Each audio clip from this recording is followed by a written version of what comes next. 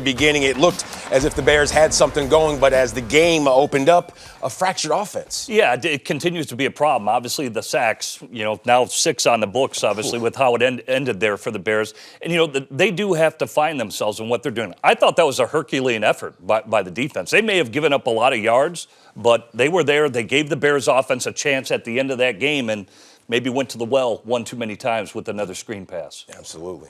Well, I tell you one thing I was looking forward to is watching DJ Moore, light up some points. And because when you talk about the Buccaneers secondary, they play a lot of zone, bring a lot of different zone blitzes, which is what Todd Bowles is known for. But we really didn't see a lot of DJ Moore after that first drive. Sure. To see the team go down 75 yards and put a touchdown on the board, we're thinking, oh man, here we go, guys. These guys are about to start making plays. Number 2 is being integrated into the game plan.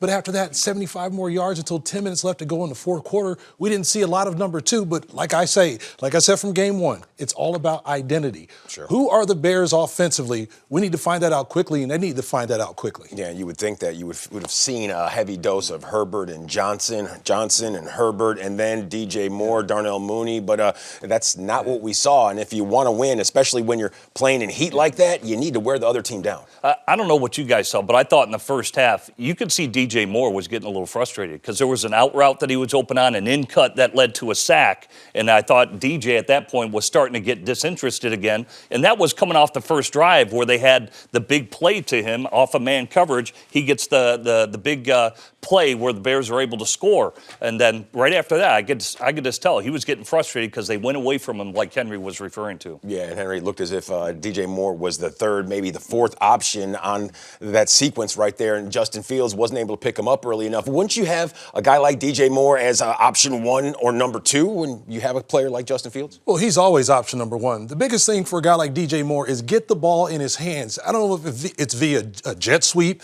in the running game just to help throw off the linebackers, because to me, the best situation for any defense is to feel comfortable, not having a lot of pre-snap movement, because therefore a lot of communication doesn't have to happen. You can play gap responsibility defense, but the fact is you don't see a lot of that from the Chicago Bears. And we always see that defensively they're going to keep Justin Fields boxed in, because when it comes to the biggest run threat for the Bears, it's number 1 in the pocket. But after 6 sacks, this guy's getting hit a lot, and having a guy like Vita Vea hitting you, when you talk about frustrations for number 2, I can only imagine how frustrated Justin Fields is as a young quarterback trying to get in rhythm, build some chemistry with this guys in Luke Getsy's offense.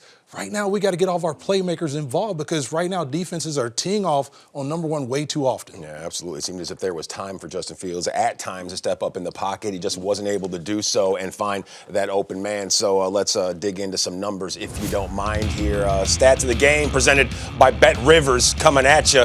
And being able to win that battle of third down, that's what you always want to see. The Buccaneers, they were 8 for 15. The Bears, 6 for 13. So once again, they came out on the losing end of that stick, as well as time of possession. And in the first half, they really lost out on TOP. 10-48 as compared to 19-12. And we heard Joe Davis on the telecast, Jim, say, well, a lot of teams don't really put a whole lot of stock in a time of possession, but when you're winning and you have the ball, it helps chew things up. Well, especially in the heat that was going on down in Tampa. I mean, the Bears' defense was kind of thrown to the wolves there. I mean, the offense has to play complementary football and help their defensive out at times. Like I said, I thought the defense, Herculean effort, gave up a lot of yards, but they got the third down stop even in the fourth quarter to give the Bears a chance with 2 minutes to go and a little over 2 minutes to go in the game. But offensively, you mentioned DJ Moore earlier. Twice in the first half, Justin got sacked where the ball should have been out of his hand to DJ Moore. He's got to start